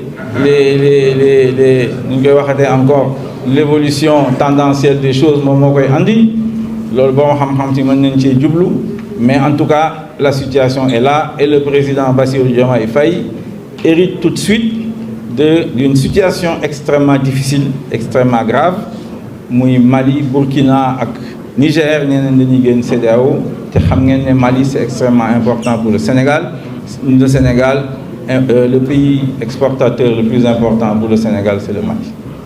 Kon nak sank docteur wax nako na ngeen ko ci ñaanal mu am ci ndam parce que loolu mooy sunu ndam ñun ñëpp ñu jàppale ko ci ñaanal ko pour que effectivement situation bi mën a stabiliser wu ñu mën a defaraat CEDEAO parce que CEDEAO ci boppam dañ ko waroon def maa ngi jégalu nag asalaamaaleykum.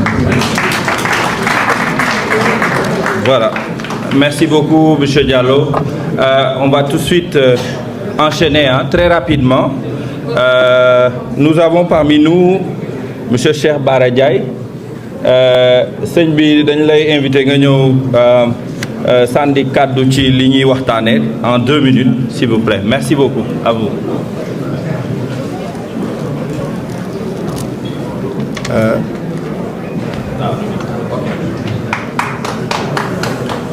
Asalaamaaleykum wa rahmatullahi wa barakaatuh.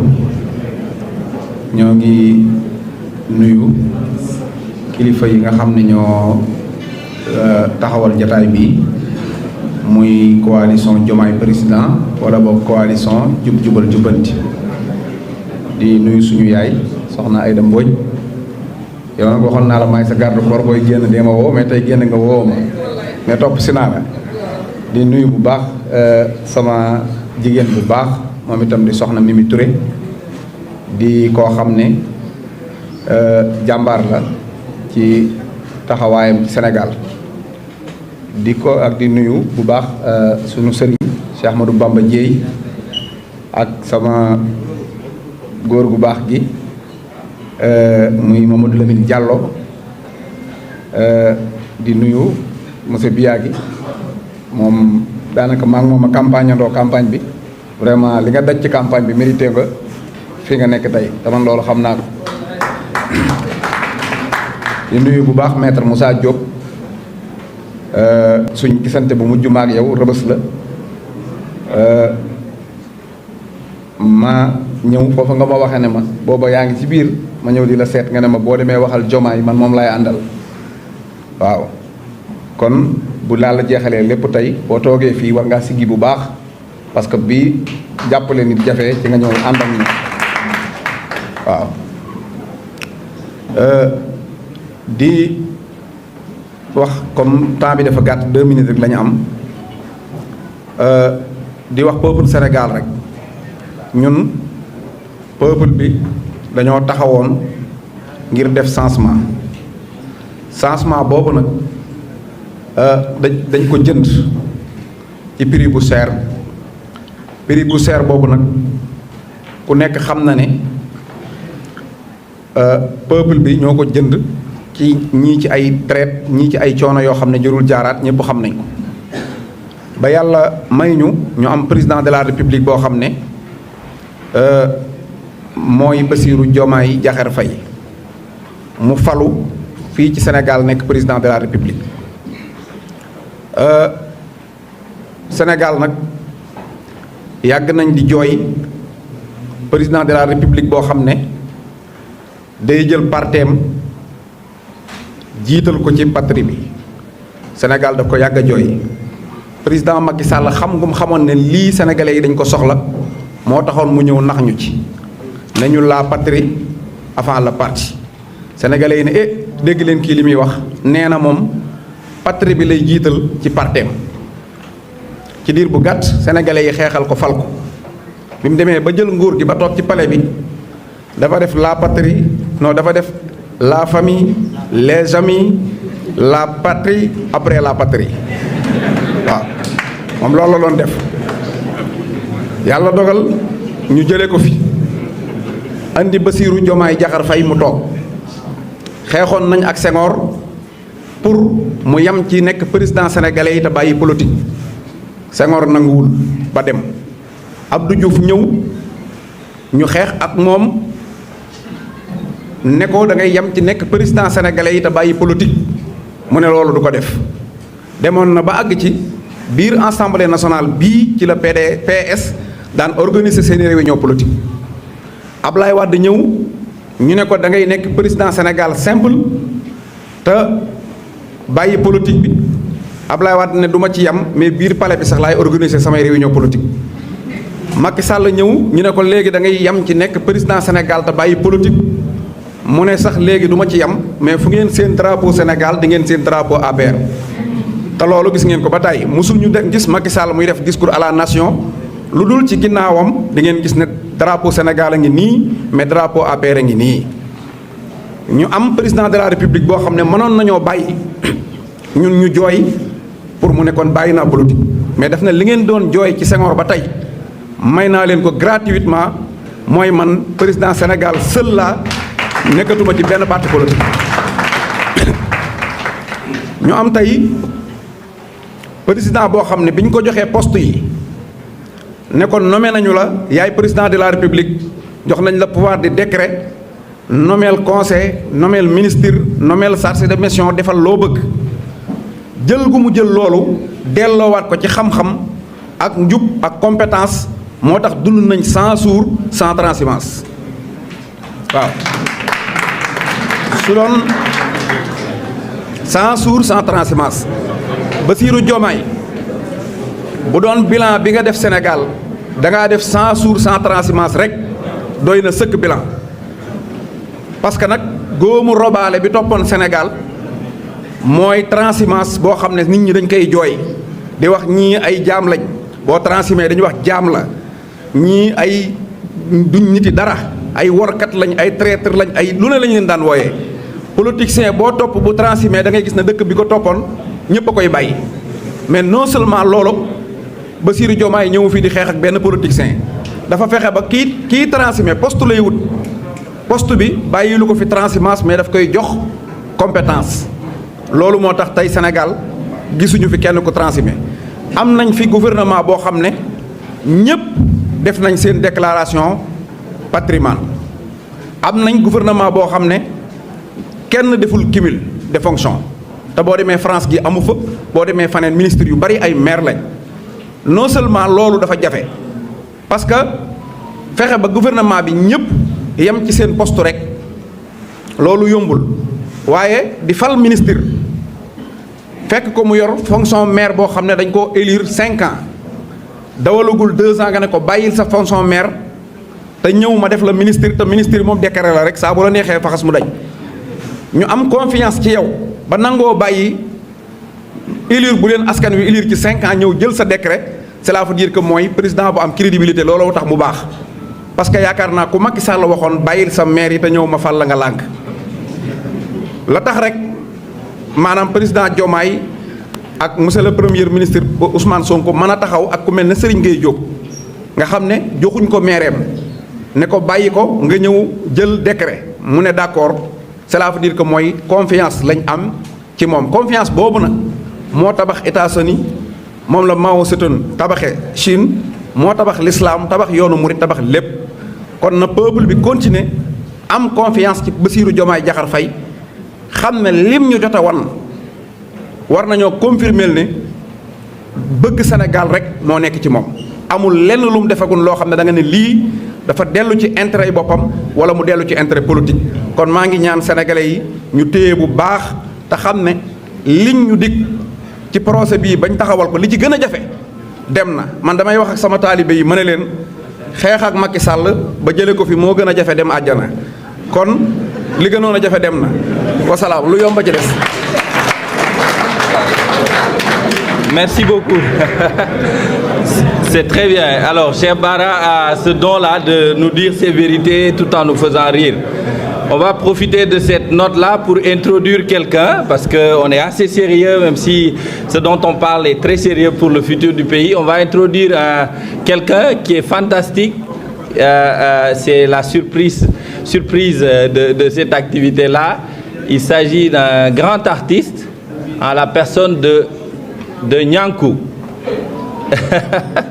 qui a bien voulu venir partager cette conférence de presse avec vous.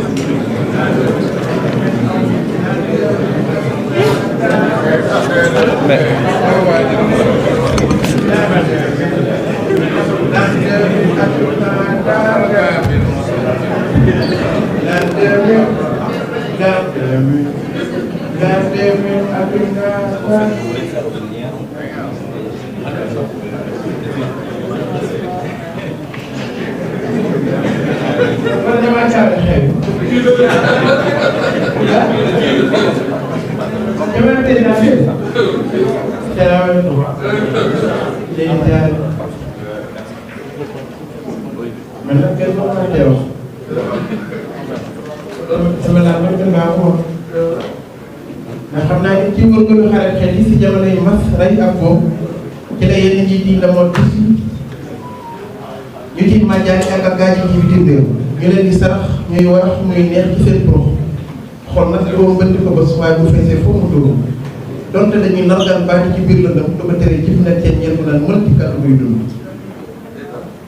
président Bassirou Diomaye Diakhar Faye ci sa parti turu màgg bi bu ca leeru yërmande di mett fere yi soxla nañ sa kilifa ndax waxtu dëkk dëkk nit ñi sonn na kenn mënu may jeex fii laay wax jàmbaaru njaaxu mi goobaru ñaari weti bu nit ñi sàkku leer ñuy sóonu ci biir lëndëm di diisoo ay pexe yu ñu luubalee alal réew mi jëf ci ndaw ñi ak jeexital ñuy njëkkal mbedd mi jalgati kilifteef gi ŋàññi askan wi sampay xel jéggi saa njaay mbëggeel ndaw yi topp ci pëlig mbambulaan lab ca pëliga ndax ñàkk yaakaar l'an 2000 ñu doon waaye naan l'an 2000 ñi ëppoon yaakaar ci yooyu jamono jóge nañ fi ñuy yaakaar di yaakaar bés bu set seen yaakaar di tas ñu koy xeex di ko xeex ba 2024 yaakaar gi nag doori ñëw ñoo ngi am yaakaar lool ci président Diomaye Diakhar Faye man mii xanaa xamoon la ni dama jëloon gaal gi war a dem mbëkk moom waaw wala laa jaar man ak wala la maa ngi juddoo Kër Momar Sarr Fetto ak Médine ñoo ma meññ ma jël gaal gi traversé fleuve waaye bu ma déggee ni président Diomaye Diakhar Faye jël na réew mi dama wuññu ko ndax xam naa ni am naa yaakaar ci moom lool ndax ndaw lay téeméeri fan la fi def réew mi commencé suppi ñëpp xam nañ gis nga nag maanaam lu ne fan kenn du ko jeex lañ waxoon téeméeri fan lañ ci def téeméeri fan mbir mi commencé suppi ñu wàññi transport wàññi dund keroog damaa xool gis ñu ne courant bi wàññi nañ ndox mi ñu wàññi nit ñu commencé am yaakaar xol yi di féex ñuy seen Sénégal di seqi jéego yi moom ba ko loolu xel mu dal suñu yaay ay dëmboy yaay mi ñu leen ñu bënt ci njiit ñi ne leen ko yaakaar bi am ci moom bu mu yàgg bi moom ndaw yi ñoo xeex xare génn jàkkaarloog ñi fi nekk ni leen ay jàmbaar ngeen waaye mënoo leen lay jàmbaar ngeen jéem ngeen ba sonn jéem tële du gàcce fi ngeen yem leen foofu léegi nag at mi daa toll fa jamono moo toll foo xam ne ndaw yi ñoo ko war a yor pour defar ko jox nañ ko ndaw ñi léegi nag fi mu toll nag moom ku yéeg ci garab ku la sànni xeer nga gestu fayu yéegal doo yéeg moom photo bi moom buy klaxonné mu ki ci kanam lay klaxonné waaye du klaxonné bi ci ginnaaw président jiitu na ba pare bu mu faalee dañuy tëgg naaw ñoom Ibou Ndafa ak ñooñu xam nga ñu may am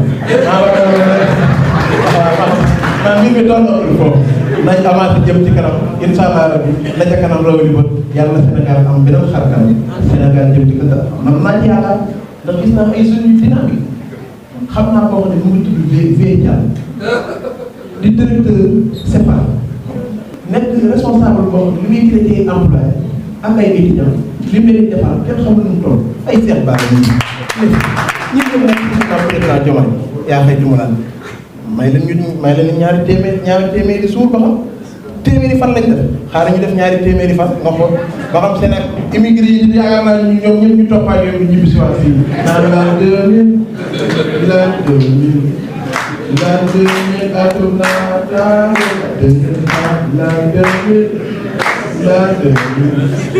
l'an 2000 atum naataange.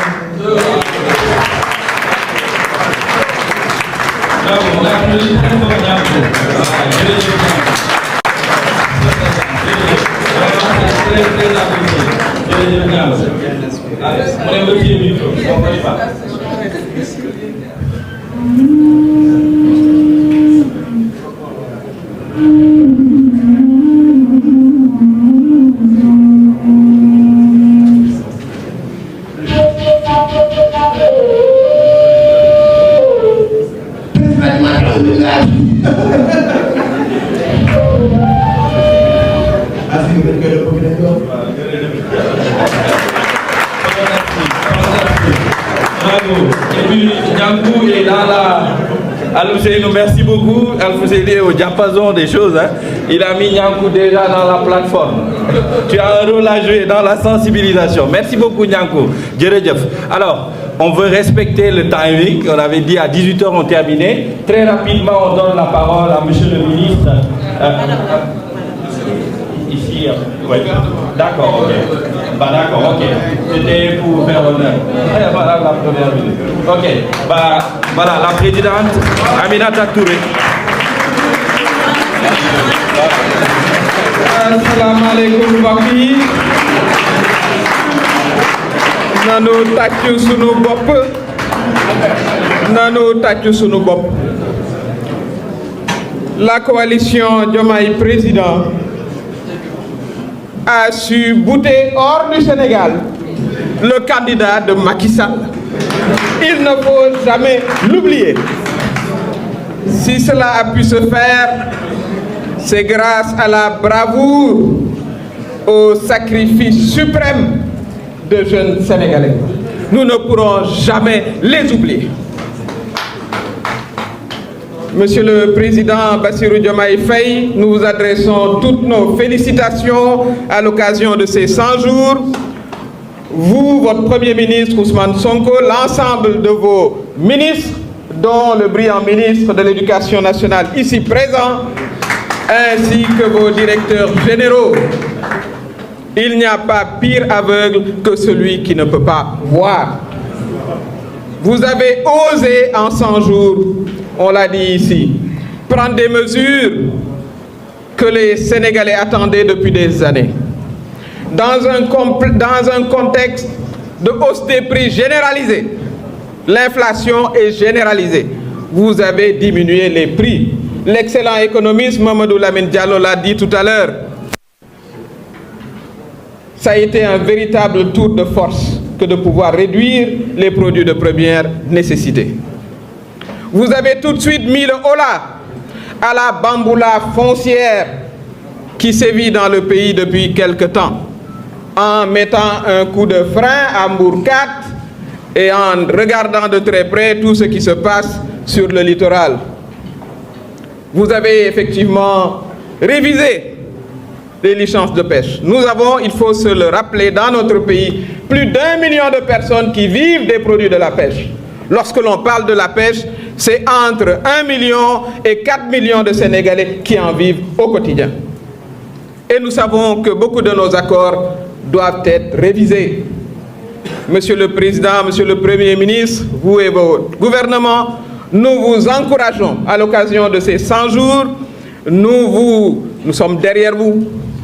Nous sommes à vos côtés pour que vous osiez davantage accomplir ce changement que tous les Sénégalais attendent. Vous entendrez beaucoup d'oiseaux de mauvais augure, c'est leur lot du moment, parce qu'ils ont été défaits. Ils ont été défaits. Un candidat du pouvoir défait dès le premier tour, on ne l'a jamais vu depuis très longtemps au Sénégal. C'est un véritable tour de force que vous avez réalisé, Monsieur le Président, en étant élu dès le premier tour à 54%. Cela veut dire que vous avez les Sénégalais derrière vous. Les Sénégalais qui vous ont élu il y a juste 3 mois. Quoi que vous entendrez dire dans les radios, wolof nee na am na foo xam ne boo fa jaaree ak njulli foog nga bàyyi ko mu kasak loolu nag mooy li ñuy dégg. Kon li nga xam ne moom laa bëgg a wax fii mooy wax ak suñu ndaw ñi defe naa ne artiste bi fi jóge sànq wane na ko. La jeunesse sénégalaise, sans cette jeunesse sénégalaise, il n'y aurait pas eu de changement. Il faut le dire et le répéter. Vous êtes une jeunesse courageuse, une jeunesse qui a versé de son sang, des filles, des jeunes garçons, mais également des adultes, vos pères, vos mères que nous sommes. Le Sénégalais a fait bloc pour ce changement-là. C'est pourquoi il faudra que vous restiez ici avec nous. Nous ne voulons plus de ces pirogues de la mort qui aujourd'hui sèment la désolation et la souffrance dans nos familles. Si vous vous êtes battus pour faire passer le régime, mais vous devez rester ici avec nous pour construire le pays. C'est le message, je crois, que Monsieur le Président de la République, Bassirou Diomaye Faye, vous a adressé. C'est le message que vous adresse son Premier ministre Ousmane Sonko en étant sur le terrain. Ces ministres, tous les jours, ils sèment l'espoir que vous devez récolter un jour ici avec nous. Mais pour que cet espoir se réalise, il va falloir que nous, les Sénégalais également, nous mettions la main à la pâte. Et c'est l'occasion aussi de lancer un appel aux travailleurs. Les femmes n'en parlons pas. Defe naa ne jigéenu Sénégal seen njàmbarte kenn lam-lamewu ko boo duggee ci car rapide yi exemple boobu laay joxe di ko joxewaat bu 5 heures du matin jotee ñaari góor ñooy nekk ci car rapide bi muy chauffeur bi ak coxeur ña ca des ñëpp ay jigéen la ñuy doon ñii wàcc marché Castor ñii wàcc ca tefes ga bu ko defee bu 11 heures jotee ñu jël si dépense yóbbu ko ci kër yi parce que nag jigéenu Sénégal loolu nu xam mooy jàppale seen borom kër jàppale seen njaboot. Kon bu fekkee ne da ngeen ànd ak seeni doom ba ñu réaliser le changement tey la ñu war a gën a yokk yaakaar bi nii ma ko waxee pour la jeunesse ndagasalika pour les femmes sénégalaises dans la solidarité ñu bàyyi wax ju sew ji sunu biir doon benn ci biir groupement yi jiital liggéey ndax liggéey rek am solo jiital liggéey bàyyi wax ju sew ji bàyyi activité politicienne yi nga xam ne dina am ñoo xam ne ñii danañu bëgg a ñëw yóbbu leen ci bu ko defee ñu ànd aussi ak nos artisans nos vaillants artisans. Tout le monde connaît le label sénégalais ici et dans la diaspora. J'en profite pour saluer notre vaillante diaspora. bu dul woon yéen it lambay ñaaw parce que li ngeen liggéey ci changement bi defe naa ne ñëpp xam nañu ko. Les artisans dont le talent est discuté partout dans le monde defe naa ne aussi président Bassirou Diomaye Faye ci 100 jours am yi il a indiqué la voie fi nga xam ne foofu la bëgg a yóbbu le label sénégalais. Mais également les travailleurs du secteur informel, madame la présidente de la conférence des leaders wax na ko pour que ñoom it ñu mën a ànd seen liggéey gën a barkeel mais nag aussi ñu ci ñuy waxtaan parce que changement nag ala kulli alin foog mu am lu ci xaw a metti loolu dañ koy war a nangu waaye di ko waxtaane ndax aussi discipline dafa am solo ci réew nañu ci ànd waxtaan ci toog xam ne xëy na fii la ñu mën a jaayee waaye fii nag kenn mënu fay jaay ndax oto fii jaar ak yu ni mel ñu am un consensus national jàppale nos leaders qui ont été vaillamment élus par les Sénégalais encore une fois à 54%.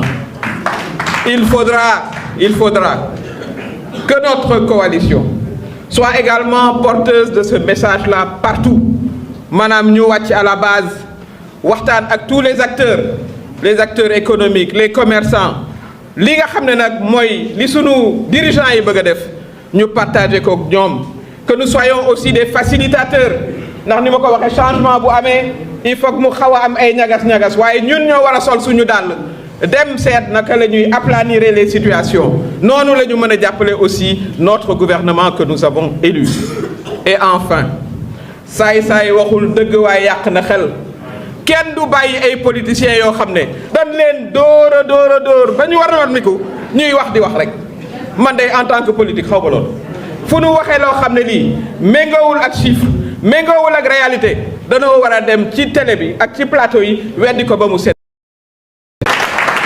kooku suñu rôle la en tant que coalition pour que aussi vraiment la contre-propagande ne prospère pas parce que nag dañu nekk ci réew moo xam ne soxla yi bëri nañ voilà askan wi bëgg na changement mu gaaw kon bu fekkee ne nit ki day ñëw di surfer sur des souffrances que eux-mêmes aussi ont contribué à créer ñu toog rek kon du baax kon loolu it ci li nga xam ne mooy sunu contribution bëggoon nañ ko ci indi waaye nag surtout message de félicitation la en tant que membre de la coalition ancien superviseur général de l'élection bi nga xam ne ci la ñu fale président Bassirou Diomaye Faye am nañu contenté ak fierté surtout nag bu fekkee ne à l'international dañuy recevoir ay témoignages élogieux ci taxawaayu suñu président de la République dañ la naan ah oui mais he looks young but he's so good that's what we're hearing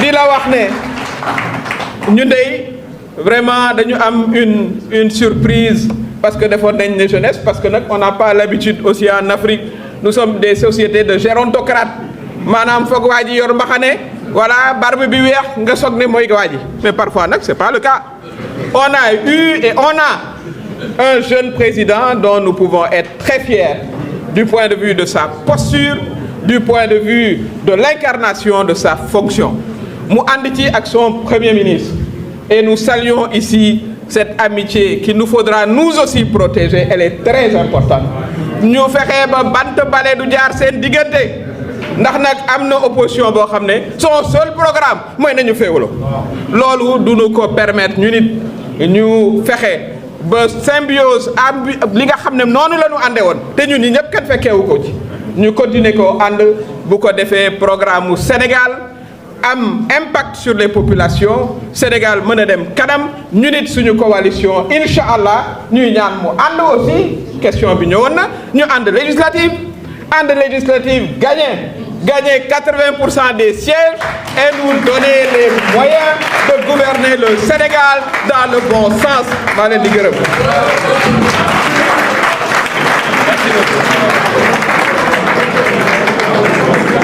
Ok, merci beaucoup, Dr Aminata Touré. Merci beaucoup pour ces mots. Alors, il nous reste juste deux speeches et on a fini.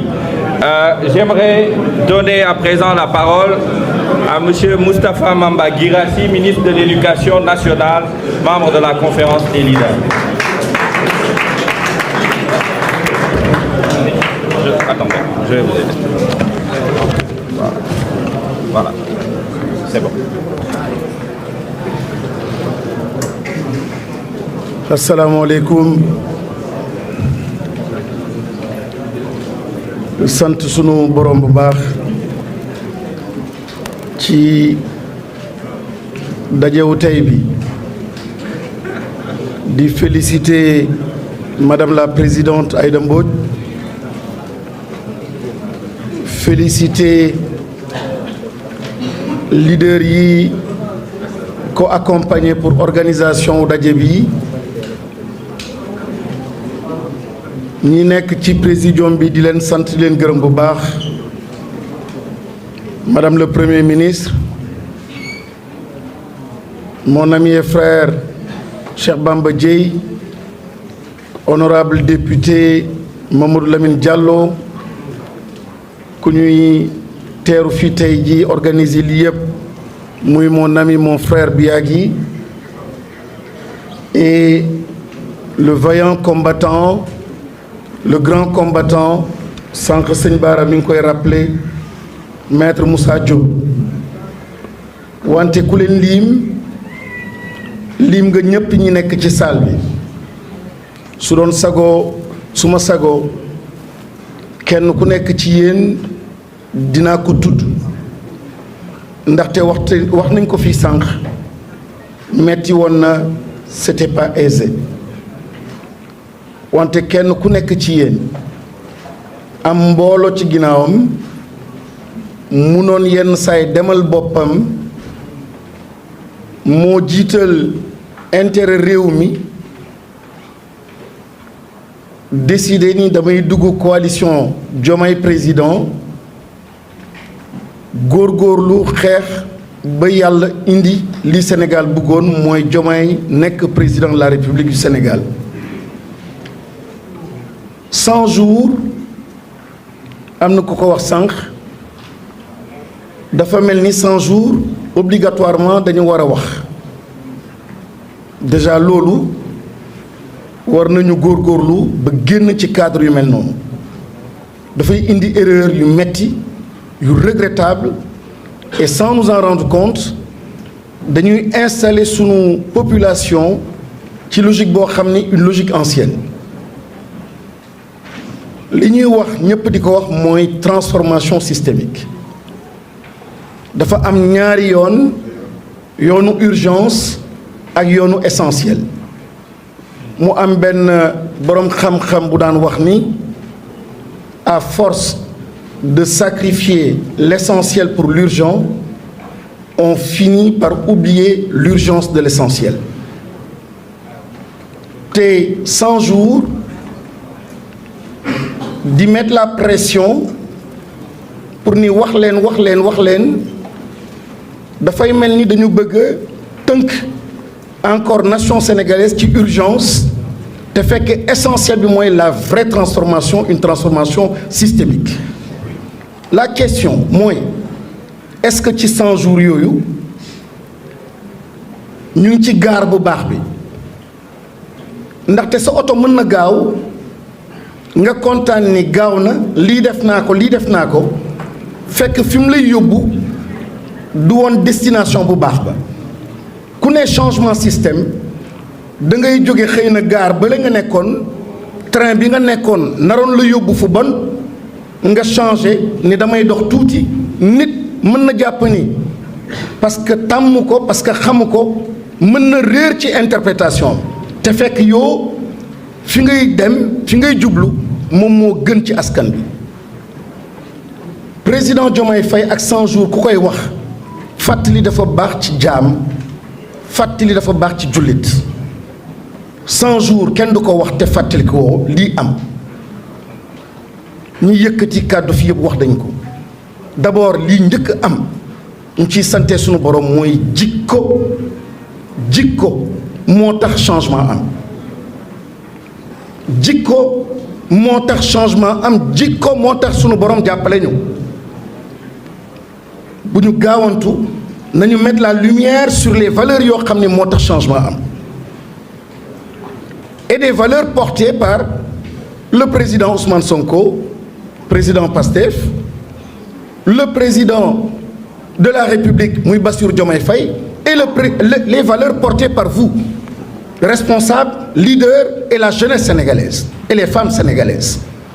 ñoom ñoo incarné des valeurs yoo xam ni yan valeur la valeur loyauté, valeur endurance, valeur surtout générosité et en mettant en avant le Sénégal et le pays.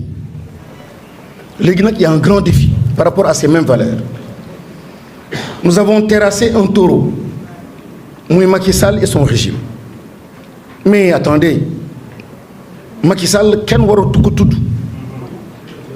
Ce que nous devons dire, nous avons peut-être terrassé un taureau, le taureau d'un ancien système, d'une autre façon de réfléchir, d'autres rapports à la politique, d'autres rapports à la nation, aux populations, d'autres rapports aux puissances étrangères, aux voisins, à la question de la sécurité. xëy na loolu la ñu terrassé.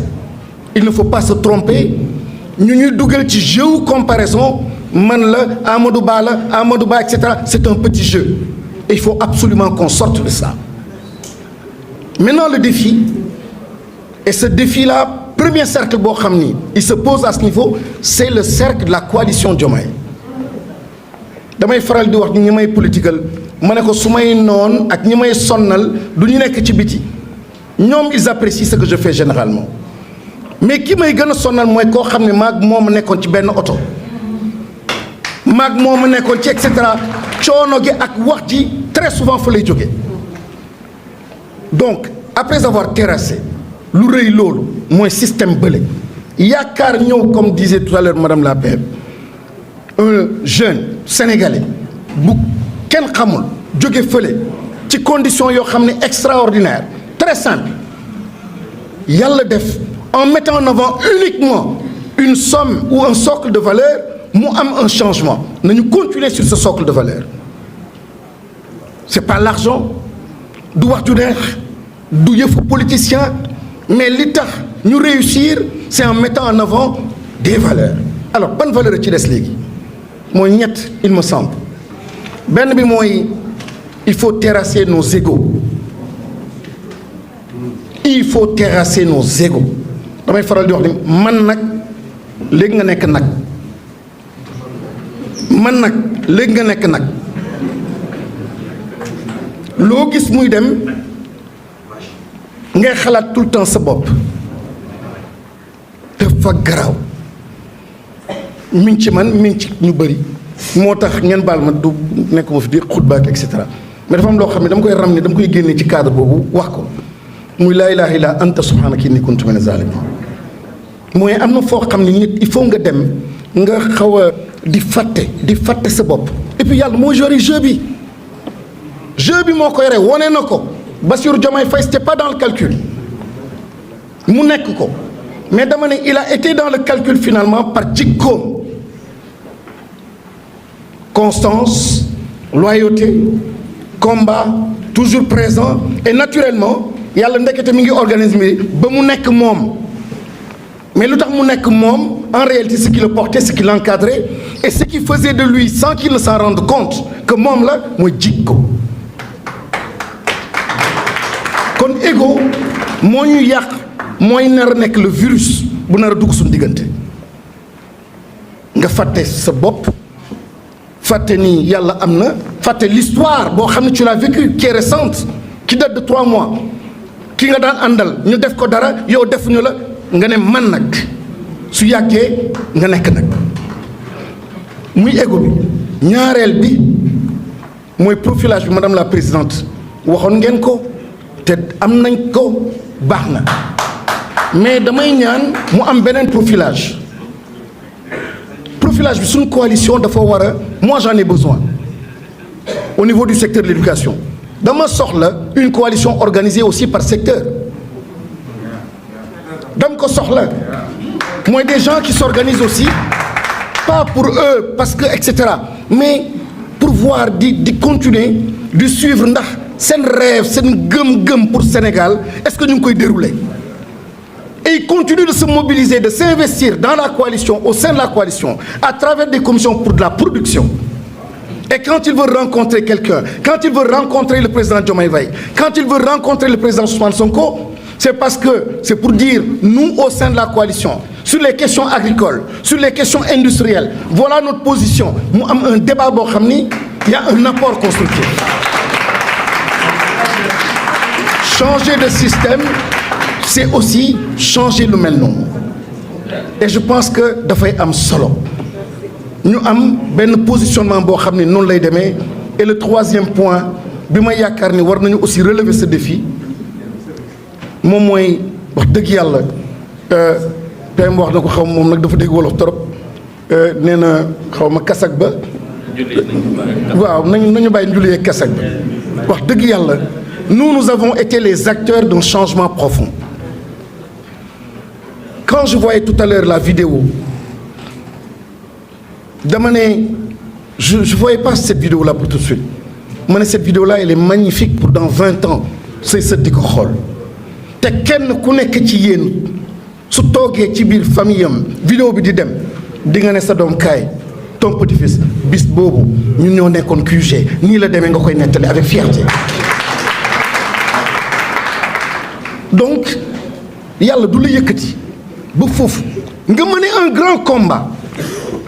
Un très grand combat en mettant en avant un idéal mu yàqu avec des politiciens yoo xam ne ñu lay tënk ci affaire 100 jours ngay xataraay di xeex di et cetera non nous devons to think out of the box réfléchir donc en dehors de la boîte.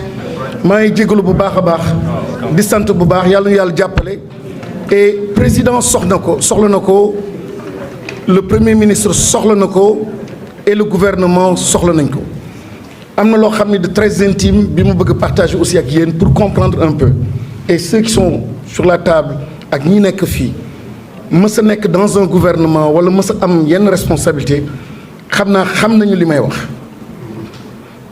Président Diomaye Faye li mu gën a soxla tey jii mooy ku koy ñemeloo daan naa wax ni nit mën na wéet ci mbooloo soo génnee ñëpp di la tàccu te fekk da nga ragal ñëpp